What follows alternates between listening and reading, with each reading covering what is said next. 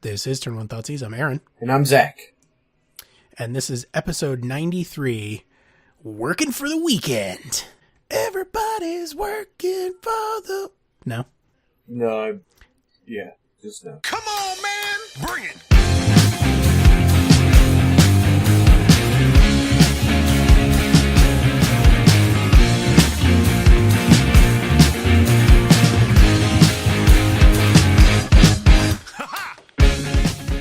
Okay. Anyways, there's a lot of big events this weekend. And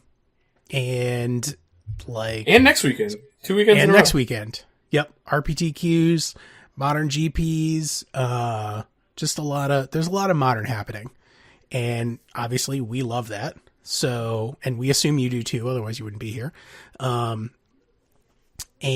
so I crunched some numbers. I crunched a bunch of data and came up with some pretty interesting... Well, let's tell them what we're here for first. Oh, so we're going to tell you, not what to play. Like that ship has sailed. One probably 48 hours before the event is too soon, too late to pick up a new modern deck.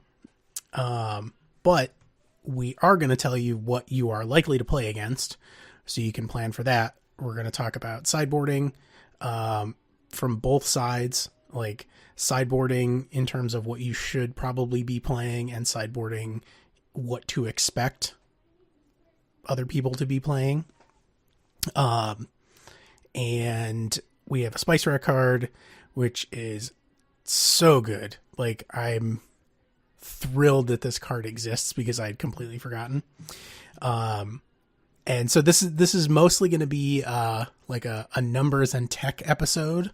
So if you are if you're here for the wackiness, that's going to be at a minimum for this episode. So just sort of fair warning that I have my mathematics hat on, not my statistics hat on, not my let's brew a deck to try and attack the metagame or whatever shenanigans deck. That's fair. Because that ship has also sailed, right? Like, same thing. 48 hours, even a week, is not enough. Not enough time. So play something that you are the most proficient with,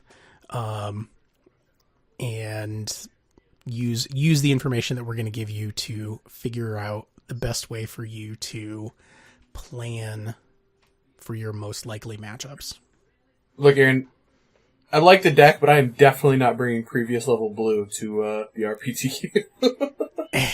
Hey, well, previous level blue, the evolution, right? The point that we came to eventually on the Discord. So I played it for played it for maybe a week and a half. And basically what we came to is that it's just the spiritual successor, the ultimate evolution of that deck is just blue-white control.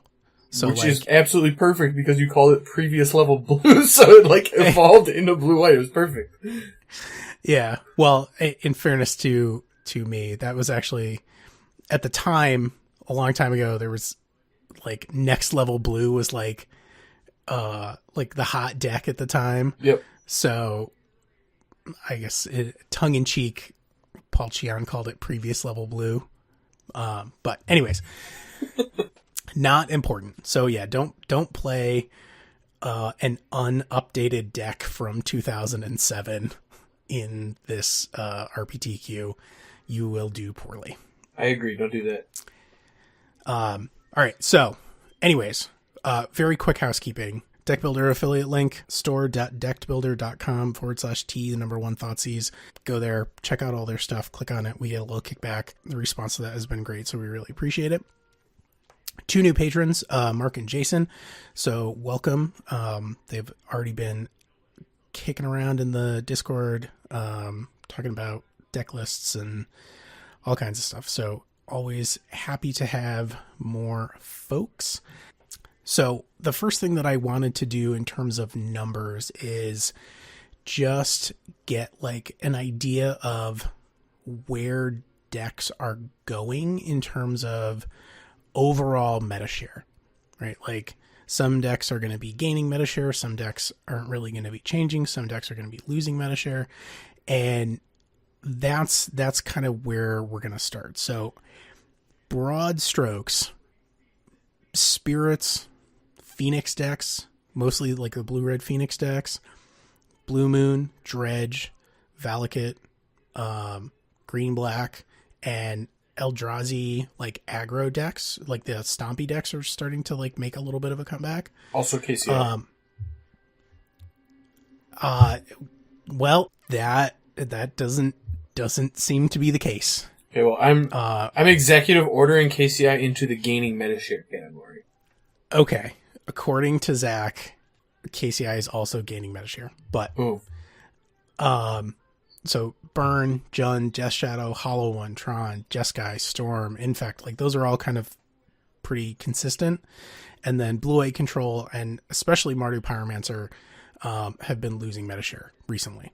And this may not be like I said, I didn't go into like the percentage change. It's just some of them are going up, some are staying the same, some are going down. So that's basically that.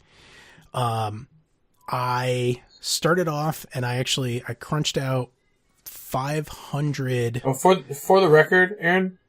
Yes. You didn't put on the general trends, but humans should be in the losing meta share category. It's not on the list. And I didn't put it on there. I like, that is not to say like you're not going to see humans. That is just to say that humans was like a very, very large percent of the metagame, and I expect it to be less of a percent of the metagame. If that makes sense. So sure, it is losing meta share, although still popular. Yes. Yeah, comparatively, like to say it is losing, it may have gone from like 16% to 12%, like, you know, because I think some of those people probably picked up Dredge because it's relatively cheap and fast. Sure, and Banned Spirits too. I've seen people I've seen a decent number of people migrate from humans to Banned Spirits. Yes. Yeah, I'm waiting for the person who's brave enough to just play Bant Spirits with Meddling Mage, because I think that person will do very well. Well, they're already like playing Reflector Mage, and Meddling Mage could happen. Like, it's definitely worse in Spirits because you don't get to see their hand, but like as a sideboard card, it does make sense. I mean, yep, could happen. I mean, there's that slot, like that Reflector Mage slot. There's plenty of decks where you want Meddling Mage and you do not want Reflector Mage. So there you go. There's your tech piece, or your potential tech piece.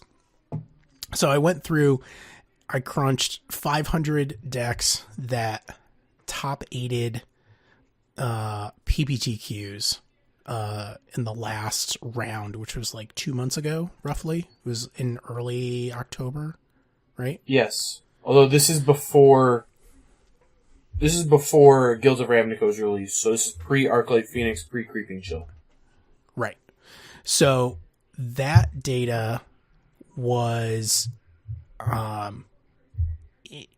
interesting. So like it was a lot of Bant Spirits, a ton of Burn, Hardened Scales, Humans, Hollow One, a lot of Jeskai Control, Blue-White Control. People were still playing Mardu Pyromancer at the time. Some KCI, and then like Titan Shift, Vizier combo. People were still playing that like a statistically significant amount of the time. A lot of Jund and Death Shadow were also kind of like in the mix. Amulet Titan and Titan Shift. And so I crunched all this data and I brought it back, and Zach goes, "This is wrong." And I was like, "Well, it's right." And he's like, "Well, but it doesn't, like, Dredge was like this tiny little percentage, and there were three Dredge decks out of 500. And so at the time that was correct. That was before Creeping Chill got printed. So, that data, while interesting, less useful because it is less useful, but it provides, like, you actually did a decent amount of research here into what decks people brought to a paper event, which is not something we get to deep dive in very much, honestly, like in Magic Online. And like, if you just go to any like data aggregate website, like, you know, MTG Top 8, Goldfish, places like that, They're going to aggregate from leagues which are not representative of like Magic Online leagues. They don't represent what the actual metagame looks like. They don't show meta share. They just show, this list has a 5-0, this list has a 5-0. There might have been 20 human 5-0s and one, I don't know, ad nauseum 5-0 or something, but it would show the same amount. Kind of. Like, it does kind of differ, and like when the lists are different, it shows, more lists, but the data that you are getting from those websites isn't always accurate. And this is interesting in the fact that the data is outdated but accurate. It is accurate to like what people brought to paper events. And since all the events we're talking about the next two-ish weeks are paper events, yes, this data is outdated, but it's not so outdated that it's useless, and it's still like in a close enough time frame that we can draw meaningful conclusions from it. Sure. So from there, I sort of narrowed it down to the date range. I shrunk to the last month, basically, like a month and a half. And, a very different picture emerged, which was expected. So roughly, humans, Jeskai, and we combined Jeskai and blue-white control because they're close enough. So humans, Jeskai / blue-white control, Bant spirits, all right around 12%. And I pretty much expected that. The humans Bant spirits share kind of like shrunk so that it's not more people are playing humans than Bant spirits is roughly equal. Blue-white control, notably blue-white control, the Spell Queller version is starting to pick up. People are playing Spell Queller there because it's just a really good card. Yeah, and it's good against all the very linear decks that people are playing. Like, when they can't kill your creatures post-board, Spell Queller's great. Yeah. So then, the very next deck, though, is Dredge. And previously, that very next deck was probably Burn. But Creeping Chill basically destroyed Burn's place in the world. Yeah, I mean, it's not like people just didn't show up with Burn. It's just that Creeping Chill just beat Burn. It's like impossible for Burn to beat Dredge right now.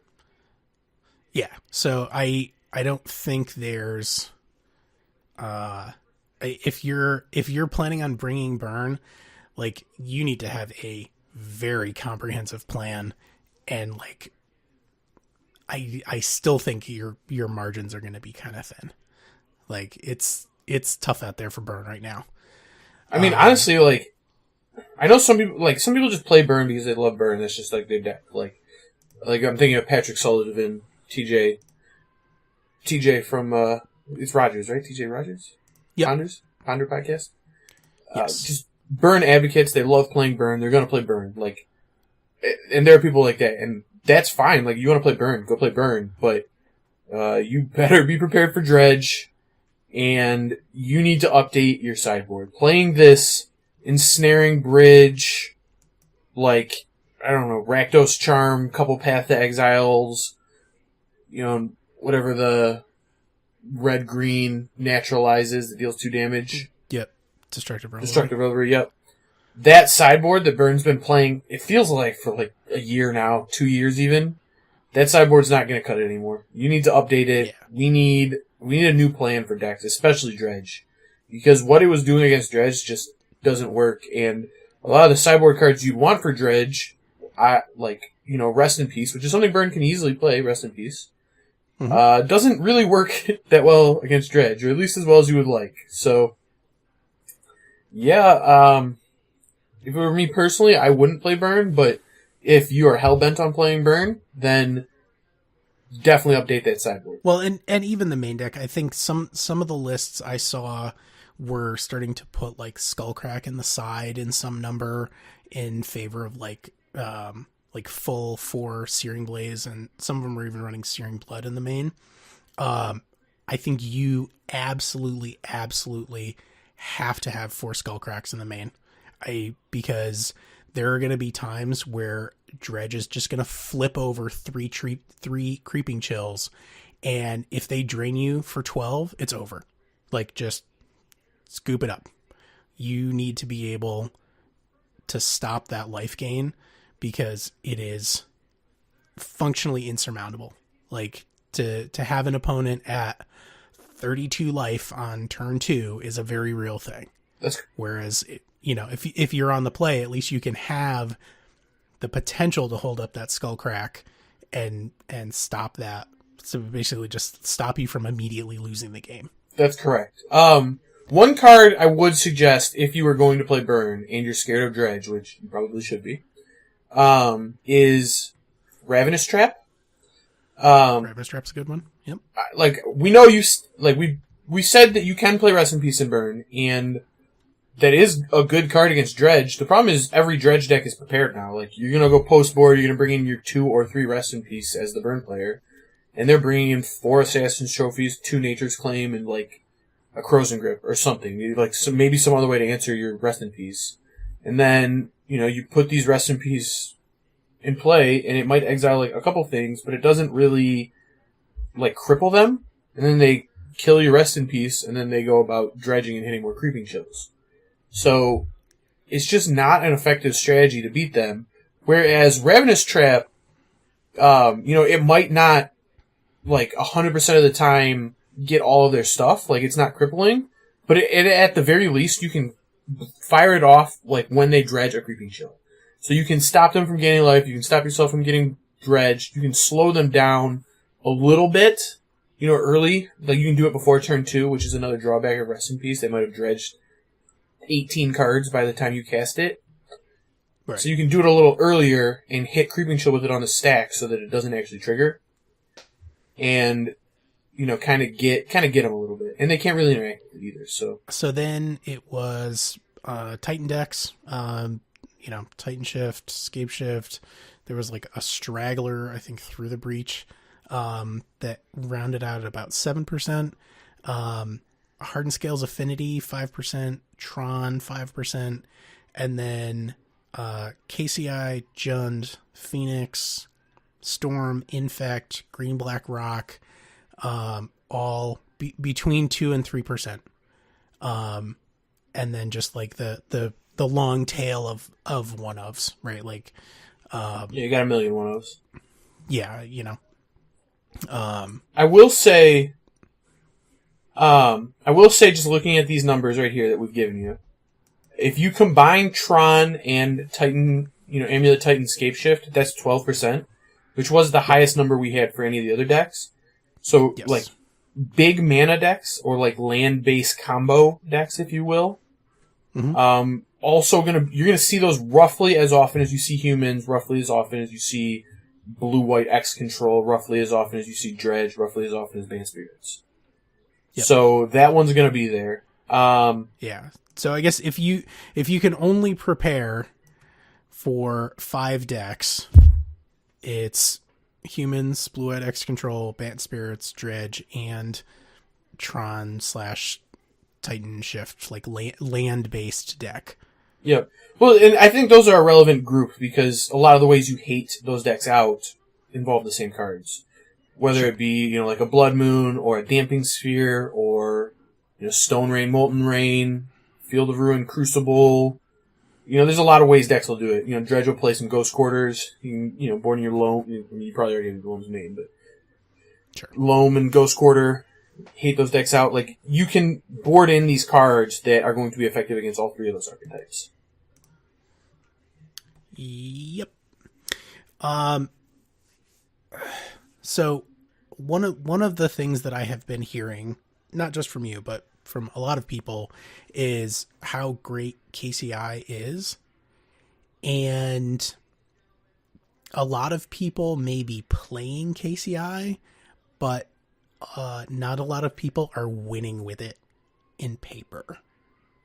Sure. So I don't know, and I don't know the cause of that. Like, that was honestly the biggest surprise for me, is I expected to see way more KCI. Like, just numerically out of the 113 decks, there were 3. Yep. Well, okay, so people that managed a top 8. I have an explanation for this, and here's what I'm thinking about KCI. One is in Grand Prix, KCI has posted the highest win rate of any of the decks on our list. It's winning like 59% of the time, which is absurd. That's very high for Modern, just based on an archetypal thing. Now, part of that is also skewed by the fact that KCI is only picked up by players that are very competent, KCI players generally. So, like, you have to be pretty, confident in your ability to combo. So, it's generally played by higher level players, or, it's not always high level players, but it's generally played by people who are higher level or just really like the archetype, right? And the people that really like KCI, it's not a huge subset of the Modern population. I'll put it that way. So it's mostly like very high level players. And a lot of these players, or a lot of these events were smaller, like that we were taking data from. Some of them were bigger, but a lot of them were smaller. So you're not going to get a lot of your high level players. And like, I know me personally, like a lot of the pros and, Pro Tour GP grinder players have been focused on standard recently because there's been more standard events. So when you're looking at the last month of data, you're just going to see less KCI than there actually will be in these big events we have coming up. And I'm thinking specifically for like RPTQs where it's, silver level pros, bronze level pros trying to make it back to the Pro Tour. They're the type of player that is going to gravitate towards a deck that has a high win rate and pick it up and try to play it.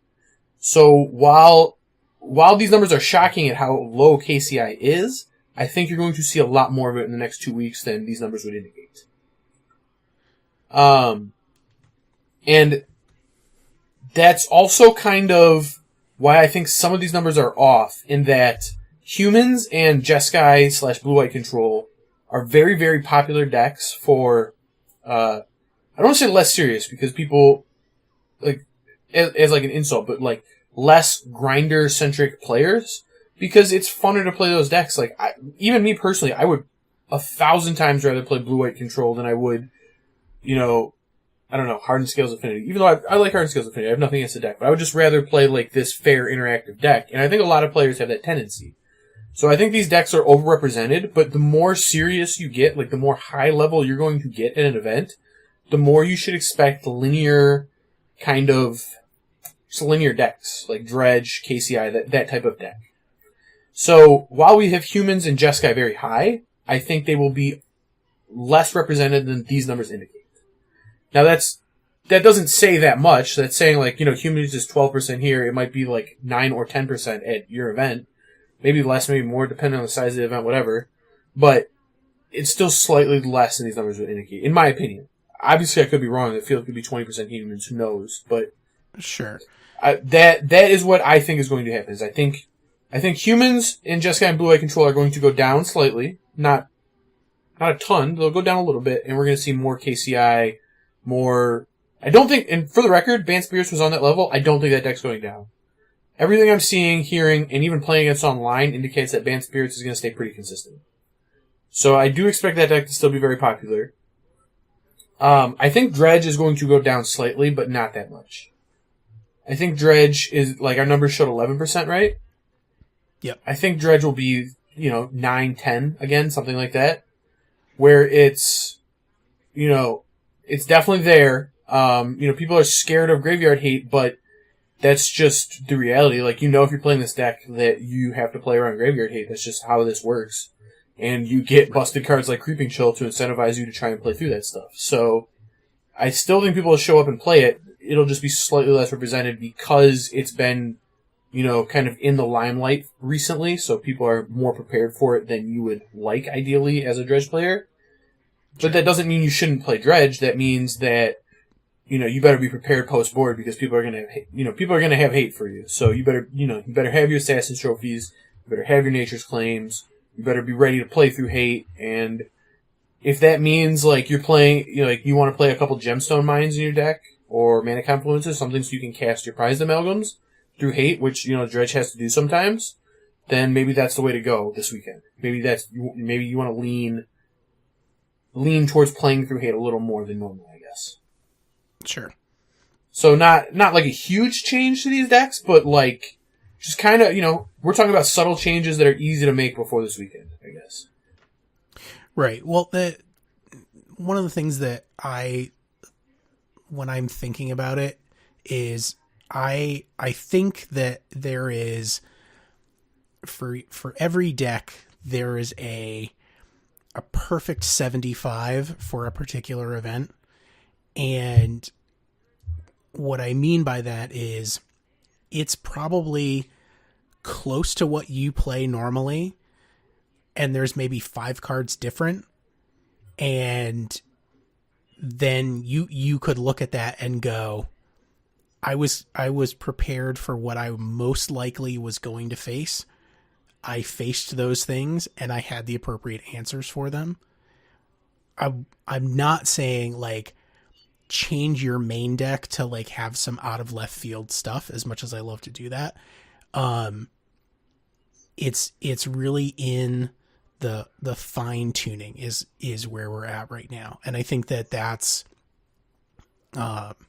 something that is important to keep in perspective, because you can't change a deck's entire game plan for every event, right? Like the deck still needs to function in the way that it's designed to, unless it just doesn't work, in which case you need to play a different deck. But you need to figure out what you can do that is impactful and impactful without hindering your deck's ability to function.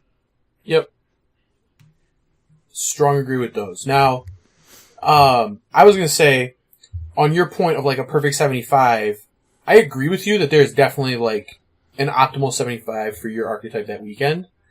But I will say that finding out what that is impossible, probably. For sure. It's almost completely impossible until afterwards, yep. right? Yeah. Like, and you can look at it and go, if I had 6 pieces of graveyard hate instead of 3, then I probably would have won rounds X and Y.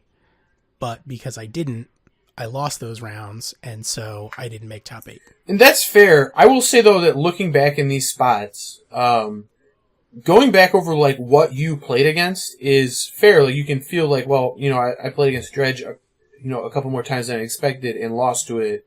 That stinks, and like that happens. This is Modern. Like, you're gonna play against a bunch of stuff. That definitely happens. But I think for me personally, one of the strategies I like to take to a Modern event is, ahead of time, I want to say, hey, I expect I'm going to see these decks, right? And I do not want to let X decks beat me. And it's like, how can I do it with my sideboard? How many decks is X? It's like, how many can I pick that I'm just going to not let beat me?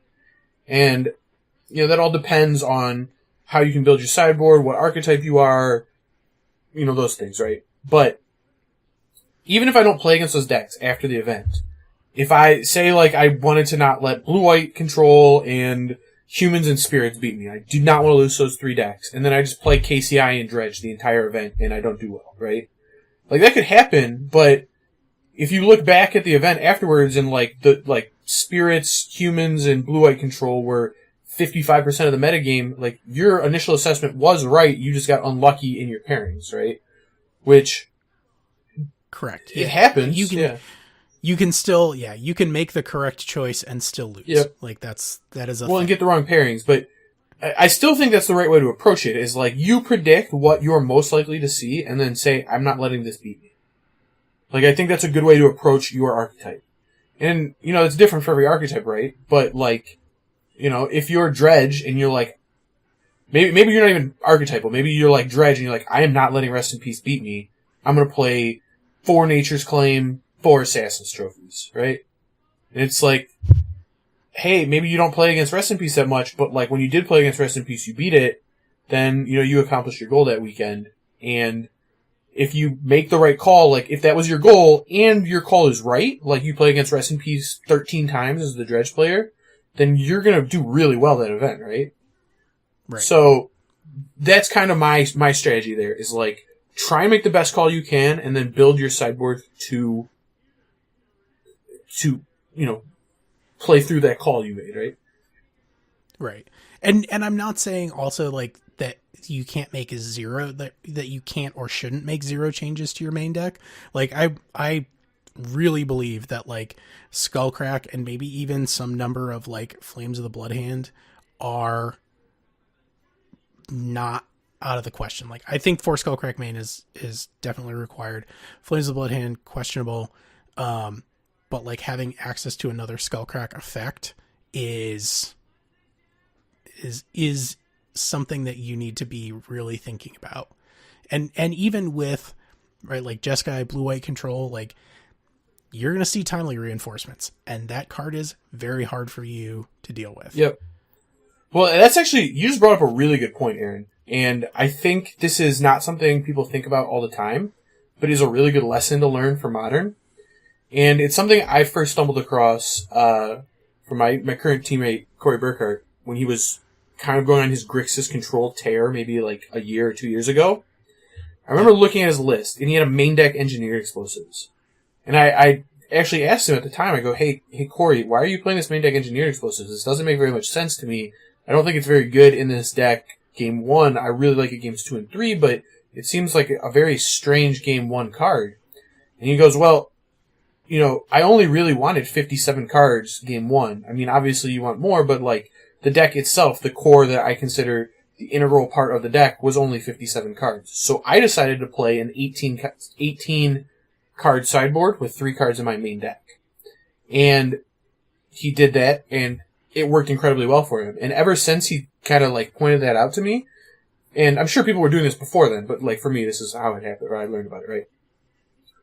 Ever since then, it's kind of been like, well, hey, like, I was always building 60s. That was the strategy I took, was like, oh, how do I build this 60 to be good? And then, how do I build this 15-card sideboard to supplement my 60? And it's like, no, it really is a 75, and the more, like, we talk about how good sideboards are in Modern all the time, and there are absurd sideboard cards, right? Like, there's Rest in Peace, there is, you know, Stony Silence, there are these really messed up sideboard cards, Leyline of the Void, right? And those cards win matches, right?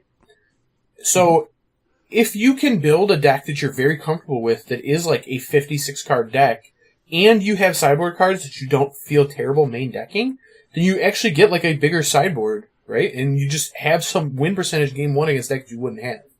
And like, this is actually something we're starting to see right now, where we talked about this, I don't know, our last episode, where we talked about blue-white control playing Rest in Peace main deck. And I would argue that that's not great, right? Because maybe a little extreme. Maybe a little extreme, but at the same time, they're employing the strategy where they're playing like a 57 card deck, where they have an 18 card sideboard, and they just decided that the 3 cards from their sideboard that they're going to have starting game 1 are the Rest in Peace, because they thought that was the best sideboard card, you know, game 1, if any of their sideboard cards were going to be in their main deck, right? And if that's the meta call they make, and they play against like a bunch of Dredge or Hardened Scales Affinity or decks where Rest in Peace is good, then that's going to be awesome for them. They're going to do super well, right? Because they get to have a sideboarded deck, you know, more games. Mm-hmm. So I think that's a valid strategy. And I think that's kind of what you were getting at with Burn here, is like, you know, oh, are we going to main deck Skullcrack? Like, hey, if that's the metagame, like, you're trying to beat Creeping Chill, you're trying to beat Timely, like, maybe you expect Lightning Helix, maybe you expect, I don't know, something else that gains life. You know, if that's the call you want to make, and you get it right, like, that could be a top 8. That could reward you pretty big. Yeah, I mean that's the plan, right? Is we want to maximize our percentages, and a lot of the decks that, well, let me say this: a lot of the linear decks really rely on winning game 1. Yep. So, like, you have these great game 1 decks where, you know, like, Dredge, if everybody was playing Eldrazi-tron with 4 main deck Relic of Progenitus, you wouldn't be playing Dredge. No one would. No, and that's actually been, like, a spot Dredge has been at in the past. Like, mm-hmm. Dredge, oh, absolutely. Dredge was a very popular deck around the Grave Troll times, and like, before it got banned. And even after that, Dredge was still kind of popular. Like, it didn't go away. Like, banning Grave Troll made Dredge worse, for sure, but it didn't completely annihilate or neuter the deck, I guess. And then, I think it got, I don't know, the card was Grave Troll pre-Prized Amalgam? I don't remember. I think it was after Prized Amalgam. I think Dredge got another card or something. And then it came back for a little while, but then Eldrazi, Tron, and Death Shadow were super popular at the time. Like, they were the two big decks in Modern at the time. And Dredge disappeared because it just couldn't beat the Eldrazi, Tron decks that were playing, like, 4 main deck Relic Representatives. Right. So I think that is something to consider. Now, so we have all of this data, we have all this information. So let's look at what are the most commonly played sideboard cards in Modern. Okay, I agree with you on that. Hold on, before we go though, let me just point out that the data we gave you is like what we want you to make this call off of. So it's like, you know your deck, right? Like your 60, your 15 card sideboard. You know what? Like, there are some sideboard cards you're just always gonna play. Like, your Dredge deck is probably always gonna have Assassin's Trophy in the sideboard, or your Spirits deck is probably always gonna have Rest in Peace or Stony Sounds, whatever, right? So you know that you have these cards. You probably have like 10 cards that are just like locked in your sideboard. Those are going to be there. But you got like those 5 slots, and you can kind of make a call, right? So what we gave you, those previous numbers with like Humans, Jeskai, Bant, Dredge kind of being the top tier, Big Mana kind of grouped in there with them. And then I'll put a second category of Mox Opal artifact decks. I think we have them kind of at like this 8% range right now based on the numbers we have previously, but we think those, like, the Mox Opal decks could go up to anywhere as high as 12. So, those are kind of the big categories, with little creature decks being, like, Humans and Bant Spirits. If you group them together as the same type of archetype, which they are the biggest archetype by a lot. They're almost double the next one because they're very popular right now. So, be aware of Human and Bant Spirits, number 1.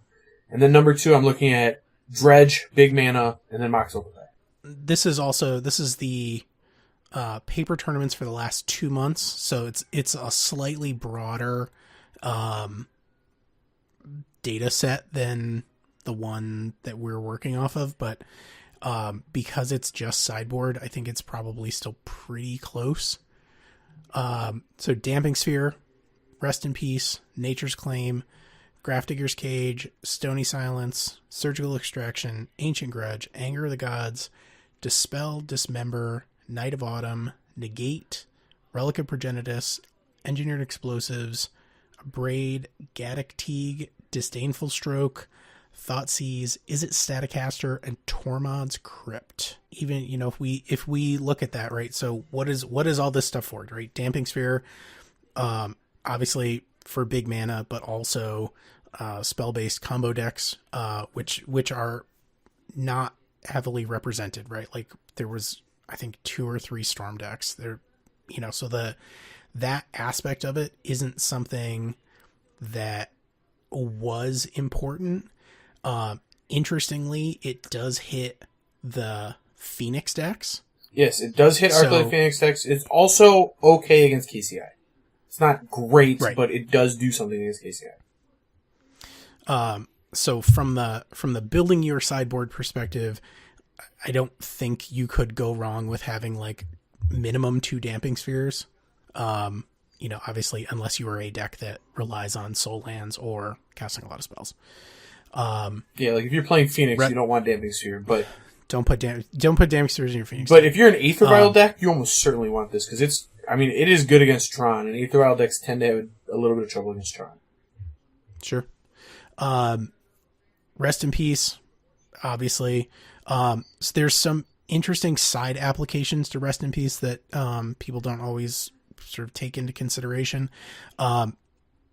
If you have nothing else to bring in against Tron, or if you can't beat a Wormcoil engine, like, Rest in Peace isn't gonna kill you, right? Like, please don't bring Rest in Peace against Tron.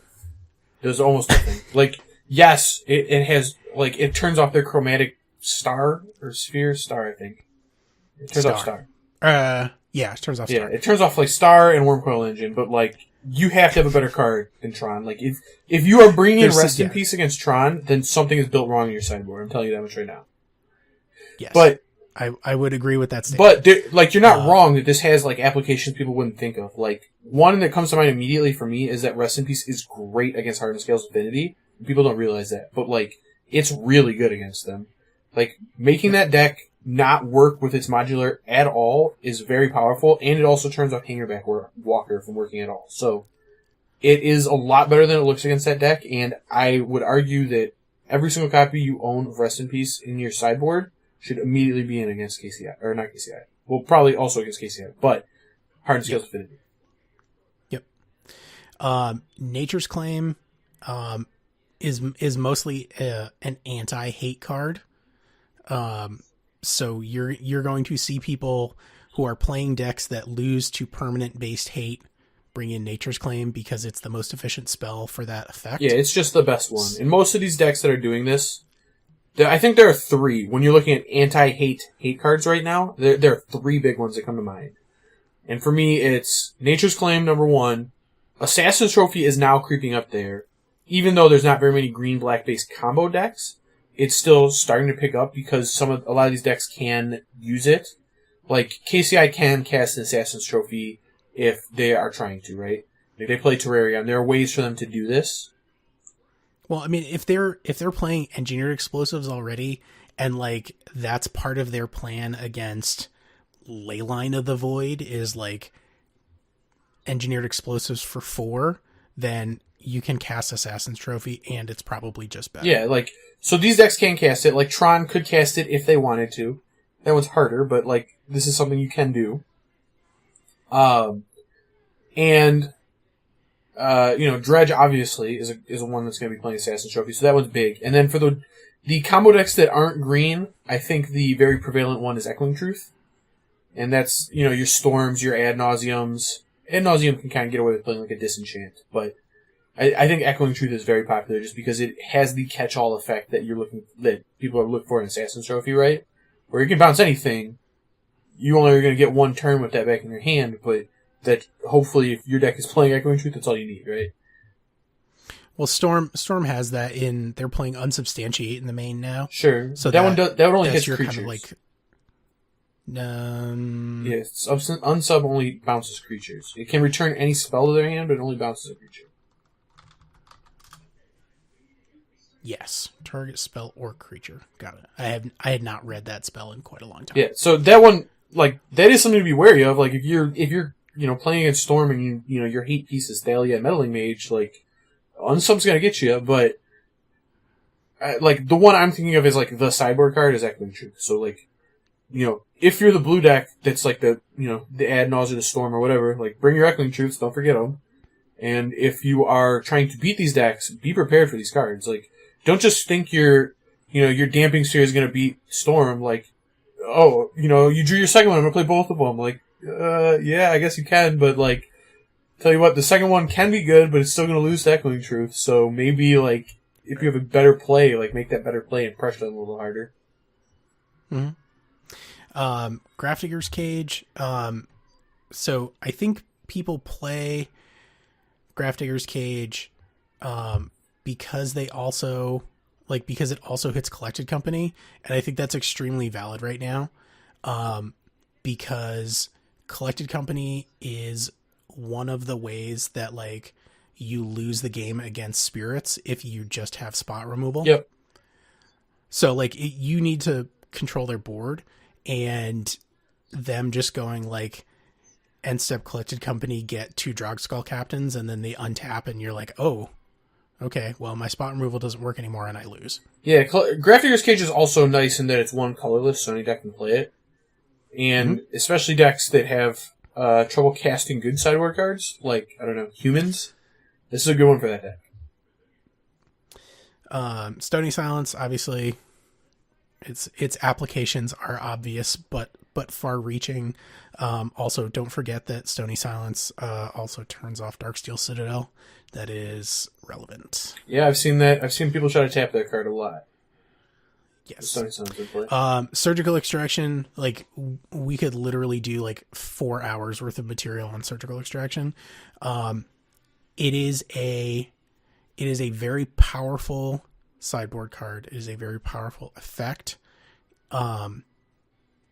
It does not have a place in your deck against Jund, Abzan, like basically spirits. Yeah, I mean, I guess you like.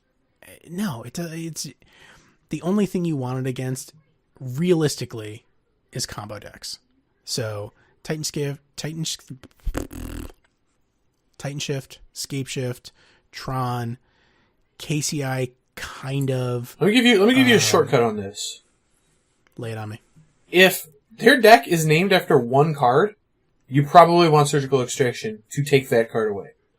So, like, in Modern, if you're playing against Ad Nauseam, you have a chance to Surgical Extract Ad Nauseam, you should do that.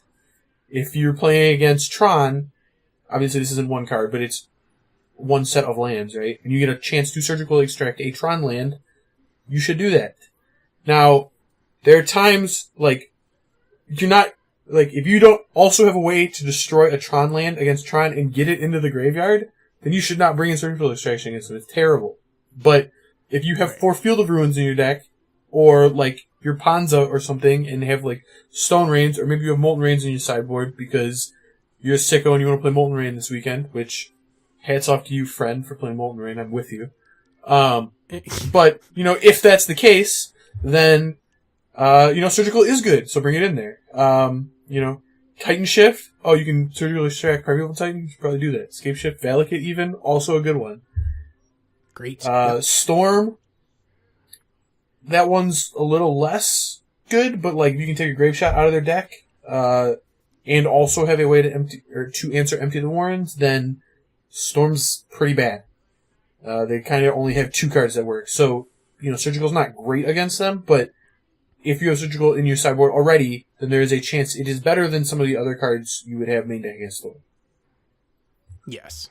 I would say if you have some way to, like, disrupt, I guess I would bring it in a Thoughtseize deck, because if you can hit, like, Gifts Ungiven and then just kill all of their bears and just make them, like, hard mode it, where they have to draw everything, like, even through, because they're going to be burning through their cantrips just to get the cards they need, and then it's going to be less likely that they're able to go off. I mean, like, you still need to finish the game before because they will get there eventually. Yeah, well, and, like, hitting pieces of the puzzle against Storm post-board is not awful either, if you are an attrition. Sure. Like, if you're, like, I'm Thoughtseizing and, you know, Inquisitioning and Collective Brutalitying and killing all your creatures, that type of situation, like a Jund-style deck, then hitting pieces of the puzzle is actually not a bad place to be. It's not great, but you could do worse. Especially if you, like, Inquisition it. Like, you Inquisition of pieces and then get the Surgical pieces, that can be very good. Because that is, pieces of the puzzle, so for anybody that's hasn't played against Storm recently, so pieces of the puzzle is basically Lead the Stampede for spells, and I can tell you that Lead the Stampede is another card that's almost impossible to beat. So if you're playing against elves and you have a chance to take a Lead the Stampede, I will say that elves is a deck. Elves really is a deck I would never bring in Surgical against, so. No, I wouldn't either. I mean, you have way better cards. But so, like, to your point, yes, like, you know, if the deck is named after one card, you should probably bring in Surgical. If the deck heavily uses, like KCI, that's another one. You can Surgical Extract KCI at any point without them, like, being able to get KCI back with some of their tricky, you know, artifact recursion stuff, then you're gonna win because the deck doesn't work without KCI, so that's a good one to take. Like, if you can just go, turn 1, Thoughtseize you, take KCI, Surgical Extract that right now, like, that game's probably over. You're probably going to win. So, like, there are good spots to bring it in. The spots you, like, and you're probably going to bring it against Dredge just because anything that affects the graveyard against Dredge is good. But, like, don't bring it in against humans. Don't bring it in against Jeskai. Like, I have seen so many people against me, like, oh, I'm bringing in Surgical, I'm going to get your Snapcaster target. No, don't do that. Even if you got it, like, nobody cares. Yeah, it's just like, that's not what the game is. That's not what that match is about. Well, but the other thing is, like, you're putting this card in your deck, and the highest thing, like, your biggest hope is that it's going to stop my card from being a 2-for-1. Essentially, like, that's what you're thinking when you're boarding it in. But the problem is that if you Surgical Extract Snapcaster's target, Snapcaster was still a 2-for-1 because it was a 2-mana 2-1 that took a card out of your hand. So, like, it just has no upside against Snapcaster decks. So do not bring it in against them. Like, you could tell me that, like, maybe there's, like, a weird Snapcaster deck where it's good. Like, I don't know, maybe like Restore Balance is playing Snapcaster or something crazy. I don't know. Then like, yeah, maybe it's good there. But like, blue-white control with Snapcasters? No. Get Surgical out of there. Right. Ancient Grudge, that is primarily played by Dredge. Dredge, Jund too, though. Jund will play it. Jund plays it, sure. I mean, in Jund, like, they're interested in casting both halves of it. But the back half also off of, like, they can discard it to Liliana of the Veil, and it's not a big deal. But, you know, Dredge is like, I don't care if this is in my graveyard, I'm still going to be able to blow up your whatever. Unless it's a Grafdigger's Cage, because it shuts off flashback. Anger of the Gods. Anger of the Gods is great. Anger of the Gods specifically against Dredge is great. Against humans and blue-white spirit, or Bant spirits rather. It is very good, exactly on curve. You are likely to, like, a late Anger of the Gods is not going to do anything. But here, let me point out something about Anger of the Gods right now. Okay. We talked earlier about how the biggest percentage of the metagame was going to be these little creature decks, humans and Bant spirits, right? Like, if you add up their percentages, it was like 20% of the metagame. If you more than that. Yeah, more than that. But if you count those as like one archetype, which is like white creature, lord, Aether Vial decks, it's like a very large percentage of the metagame. And then Dredge was also a large percentage of the metagame. And then another like pretty high percentage was these KCI decks, right? Altogether, that's making up like close to 50% of the metagame. Not quite, but over 40, which is a really large percentage of Modern. And I have actually started main decking Anger of the Gods and Blue Moon, and it's been awesome for me. It's been so good, it's just like, it just keeps coming up where it's relevant against decks where it doesn't seem like it'd be relevant against, and it's like in the decks where it's good, it's just the best card. Like, you're playing against Dredge, like, that's the only card you want to draw ever is Anger of the Gods. It's so good against them. And like, against humans, like, yeah, you're right, if it goes late, like, it's bad against humans, but like, if you have a way to mitigate that, like I do with Thing and Ice, for example, in this deck, you can kind of bounce everything back to their hand, make them replay stuff, then anger it, or like tag team like an anger and a bolt to kill a bigger guy, whatever. Like, you can set stuff up where anger is still devastating. And against spirits, it's even better because Draw Skull Captain is a pain against spirits. It's really hard to deal with. And especially when they do the Coco into 2 Draw Skull Captains, you're just like, God, I can't do anything. Well, what you can do is cast Anger of the Gods and just kind of answer everything. And even, like, Spirit's Anger is deceptively good because there'll be times where they have, like, a bunch of 4/4s. And, like, one Lord will be a 3/3, or, like, one, like one of the, what's the card? The 1/3 is, like, an X4 or whatever. Like, I've had this come up where they have... Yeah, it's Supreme. Yeah, where they have, like, 3 Lords in play. And then you just, like, anger all their stuff, and then bolt the Supreme Phantom, and then all of the stuff dies. So... Well, the other thing, so if Supreme Phantom, like, isn't in the mix there necessarily, when you anger and the Lords die, everything that was having its toughness boosted will still have 3 damage marked on it and will die. So that's what I meant by, like, you kill the Supreme Phantom and now, like, they only have 2 Lords and all their stuff dies. So, anger is actually a lot better against spirits than humans. But it's also really good against hardened scales because it just cleans up Hangerback Walker. It cleans up Arcbound Worker.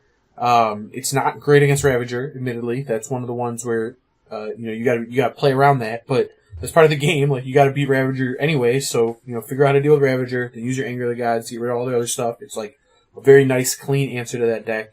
And then, I actually found it was better against KCI than it seems like it would be, because exiling their Mirror Retriever when they just run it out, like, oh, I'm gonna block with this, I'll be able to sack an artifact later and use a Trawler to get this back, it's just safe in my graveyard, because that's game 1.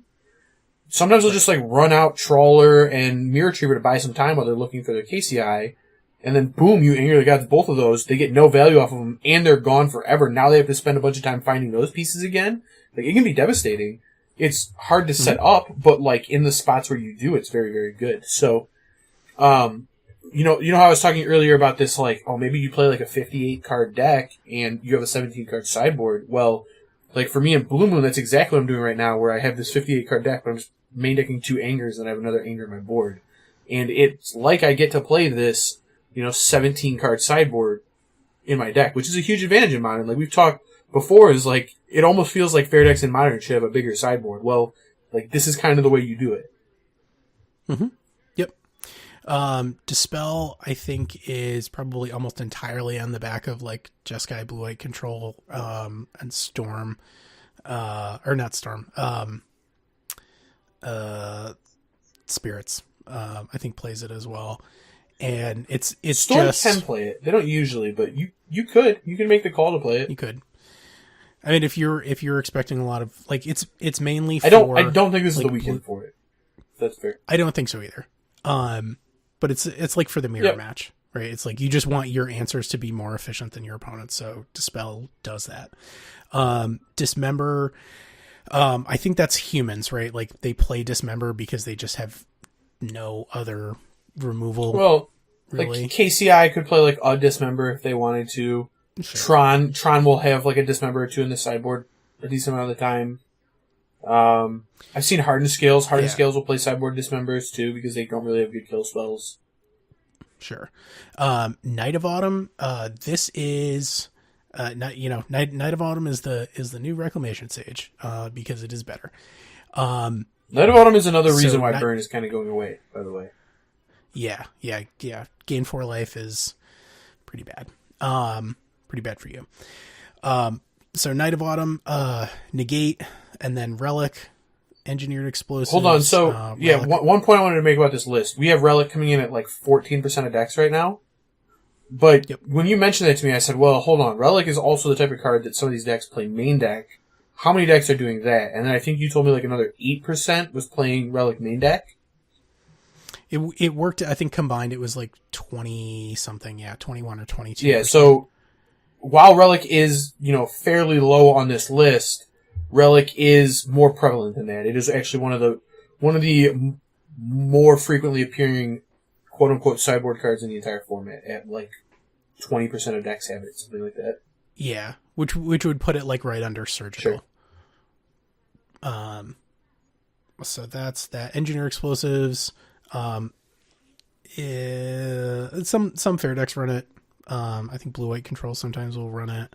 Yeah, more Jeskai Jund. Because you want 3 colors. Abrade.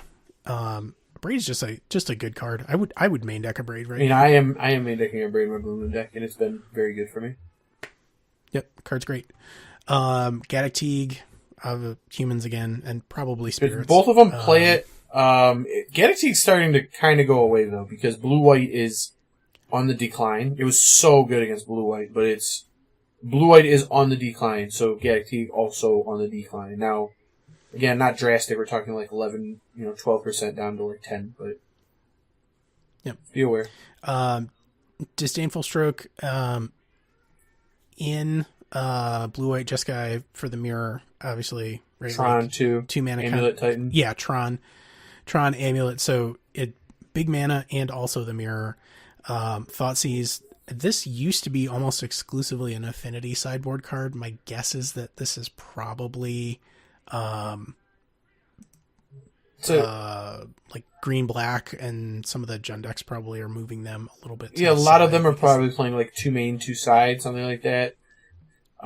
You'll see Hollow One have sideboard Thoughtseize a lot. Just be aware of that. Dredge isn't typically playing sideboard Thoughtseize, but it doesn't mean that they can't. So that's something to keep on your radar. Yep. That's. And then Staticaster, Tormod's Crypt. Those are both, I think, sideboard only. I would be very surprised to see a main deck Tormod's Crypt, but it's not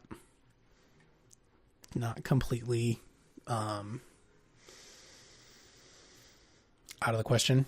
So Assassin's Trophy, I wanted to sort of give a special mention to, because I think it is the same situation as Relic of Progenitus, where in the sideboard, it only shows up at a little less than 7%.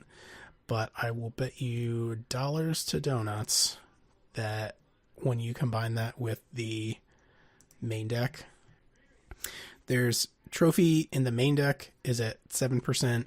Trophy in the sideboard is at 6.5%. So 13.5 would put it up near like engineered explosives. Yeah, so it's roughly the same as a braid. You're gonna see it somewhere around the same amount as that, which makes sense. Yeah. That makes sense to me.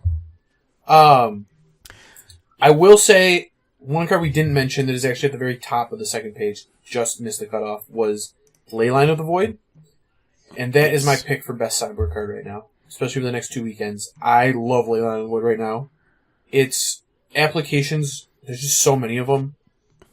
So, like, we talked about Rest in Peace, but it's so good against Hardened Scales. It's so good at, like, it's particularly good against KCI. It's way better than Relic is, where it's just, like, none of their stuff works. Like, all their baubles, just, Leyline of the Void is just lights out against KCI. And it's very hard for them to engineer explosives in a way where it's, like, not that hard for them to engineer explosives away Rest in Peace. Like, they are pretty much on, like, Nature's Claim or Bust against it. So, I love Leyline of the Void. Obviously, like, you play against Dredge, it's awesome, so I think that card's just excellent right now. If you can find room for some Leyline of the Voids, you should try to. It's worse when you don't have black mana. Like, you know, if you're a white deck, you should probably play Rest in Peace instead. But, like, if you can make black mana, or you have ways to, like, convert dead cards into resources, like, say, Faithless Looting, or Jace the Mind Sculptor, that one's less, but, like, you know, Grixis with Jaces could use it, something like that. I think Leyline of the Void's excellent right now. So, you know, I know a lot of people are already playing it. Obviously, 10% of decks have it, but I think that number's low. I think it should be higher than that, and I would try to get 4 Leylines in your sideboard for this weekend if you could. There you go. So that's the sort of the build portion. The anti-hate portion is you need to think about whether your deck is softer to permanent-based hate or spell-based hate.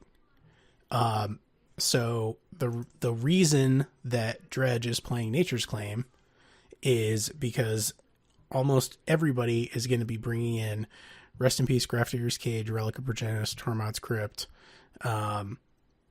you know, that kind of thing. So that is the card that makes sense to bring in. And by extension, you should definitely do that, right? Like if you're playing Dredge, what we worked out in our sort of like discussion on the Discord was you should be playing 4 Assassin's Trophy in the side of Dredge.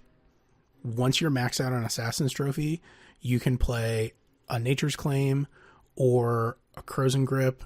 I was all for 1 and 1. I wanted 6 effects like that, and I think 1 Nature's Claim, 1 Crows and Grip sounded good to me. Right. So the interesting thing, the upside of Crows and Grip, which sounds unusual, you don't really see it anymore. It was a big player in Twin World for obvious reasons. Also a huge player when Counterbalance was a thing. I think that's why it was made, right? Sure. I'm not sure on that, but that seems. Yeah, I don't know what the story behind it is, but so a lot of the permanent based hate for graveyards, Tormod's Crypt and Relic of Progenitus primarily, like you will often lose value because when you try and Nature's Claim it, they will just activate it in response. Crows and Grip allows you to take care of that relic or that Tormod's Crypt without them being able to activate in response. So you get to keep your graveyard, and that's a real thing. that can be game winning. Like that can be the difference between a game and a loss, or like a win and a loss sometimes. The other thing too is, I would probably, if it was me, because I hate getting like screwed out of my out, I would probably play a basic forest somewhere in the 75. I don't know that you run it in the main deck, but having a basic forest in case somebody's like, you only play whatever 17 or 18 lands, and I know you need green post board, so I'm just gonna like Field of Ruin your Copperline Gorge, and then if you don't draw another green source, you're just stuck with whatever's on the board. I'm in my head, that's a good idea. I think some people would say that's crazy, but I definitely don't think it's crazy. And I in fact, like I said, I've been playing Blue Moon. I found like a good tool against Dredge to shut off their Loam engine altogether is Blood Moon, because they didn't play Forest, so like they can't cast Loam repeatedly without green mana, and Blood Moon just gives them all red mana. So they still got to churn through their deck, and yeah, that was still a problem, but to shut off their Loam engine to make the rest of their deck kind of ineffectual, I could Blood Moon them, especially like game 1 it was effective. So having a... Well, and it makes... I was going to say, having a basic Forest was better than it sounded. Yes, basic lands are good. That is also like an argument, and for me, for Ravenous Trap, because they don't like... Dredge doesn't have a way to interact with Ravenous Trap unless they're playing like Thoughtseize in the side, which we've already established is pretty rare. So I would probably play... It is rare, but it's not crazy. Like, that might be a good call for this weekend if you're playing Dredge. There you go. But I think Ravenous Trap is a lot better than people give it credit for, just because, they're going to be loaded up on Nature's Claims and Assassin's Trophies, and you're just going to go Ravenous Trap. Yep. And then, so, spell-based decks, not spell-based decks, but decks that are interested in answering spell-based things, a couple that come to mind for me are Tron answering, Storm, Adnaz, Molten Rain even, kind of cards like that. Tron has a hard time with those. It's very good against permanent-based hate, but not very good against spell-based hate, I guess. So, bring your Thought-Knot Seers if that's your plan. Humans and spirits also, they experience more spell-based hate than permanent-based hate. Like, there's not very much permanent-based hate for humans, but humans is going to see a ton of Terminus and Wrath of God and Anger of the Gods and Fire Spouts and whatever sweeper-based spell thing. You're probably going to see it as a humans player. So, be aware of what people are bringing in against you, because you need to combat that, right? Right. Given what we are seeing in terms of numbers, I think that it is, if there was ever a time that you were going to run Torpor Orb, and I know I mention it a lot because it's sort of like a pet card. I was going to say, there's always a time for Torpor Orb for you. But if like 30% almost of the metagame is going to be decks that rely on ETB effects, including like post board, their only way to deal with a Torpor Orb is an ETB effect that no longer works, that I am very interested in that. It is quite good against humans. I agree. I wouldn't say this is like the time for it though, just because humans is kind of on the downswing. And it's not actually great against spirits. It turns out Spell Queller, but none of the other spirits really have ETBs. Rattle Chains. I'm not even really playing Rattle Chains. Like, I'm telling you, like, if I had Torpor Orb in my sideboard and I was playing against spirits, I don't think I would bring it in. I probably wouldn't. I would bring in Gregors Cage first. I definitely would do that. But in fact, now I'm thinking about it, there's just no chance I'd ever bring in Torpor Orb against spirits, because, like, the dream scenario is that you shut off a Spell Queller, but, like, you spend a card doing it, so it's kind of like the Spell Quellered your Torpor Orb anyway, so, like, the best case scenario is they drew, like, 2 Spell Quellers and you shut off the second one. And then it, like, wasn't even that good, so it's, like, it's just not good against spirits. Yeah, so, but humans... It is great against humans. Absolutely great there. I'm trying to think if there's anything else. We covered some of the, like, corner cases, but mainly humans. Yeah, I think we're kind of getting to it, so let's wrap this up. But one just, like, overarching principle is just, like, there is so much graveyard stuff going on this weekend. So if you're at that spot right now, you're like, you're driving to the event and you're like, all right, I got 14 cards. What's 15? What's this last sideboard slot? What am I going to do with it? Me personally, I'm advising play an extra slot against the graveyard. I don't care what it is, but I want it to be graveyard centric this weekend and probably next weekend as well. But, you're sitting on that last one, like, Relic's probably a good call. Torpor Orb, Nihil Spellbomb, Ravenous Trap, Surgical, like, get something into this graveyard base as that last spot. And even if it's, like, not a great graveyard card, you're like, I kind of want, one more, what do I, like, maybe like a Rakdos Charm where it's, like, graveyard hate, but also artifact hate. Like, this isn't, like, a great card, but as, like, a 15th card, like, if you were deciding between that and, like, an Ancient Grudge, I would go Rakdos Charm, you know what I'm saying? Where it's like, I get this, I'm a little worse against artifacts, but I'm a little better against the graveyard. Like, I want to lean graveyard this weekend. Sure. Yeah, so if you are a graveyard deck, consider adding something to deal with spell-based hate. If you're planning to play against graveyard decks, consider bringing in some form of spell-based hate, because they may have 1 or 2 Thoughtseizes, but they're definitely going to have 5, 6 naturalize effects. So you need to also be able to either protect the permanent that you have in play, or finish the game so quickly that it's not going to matter. So sort of bear that in mind. Sort of like other general stuff. Make a sideboard plan and write it down. You are allowed to have a written sideboard plan in your deck box. You are not allowed to look at it during the game, but between games, you are allowed to pull out an 8.5 by 11 piece of paper with all the info written on it and look at it and use that to make your decisions. So don't needlessly handicap yourself by trying to remember it all, because by round 13, you're probably not going to remember everything. No, I think that's just a very good call, actually. And if you're like on the fence about that and you're embarrassed about it, I will say that I have seen very high level players do this.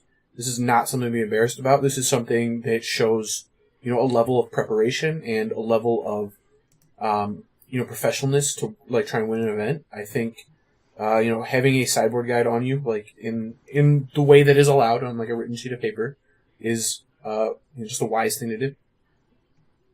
Yep. Yeah. I mean, I think that's pretty much what we got. That was it. Just wanted to do the quick emergency, let's help that sideboard out episode. So, yeah, figure out what you lose to in the decks that you are likely to face. Right? Like, you are probably going to lose to Mill. Who cares? You will not see a Mill player at an RPTQ. There was one in 1,400 decks, and they did not come in first. Yep. So I think you can probably dodge that matchup.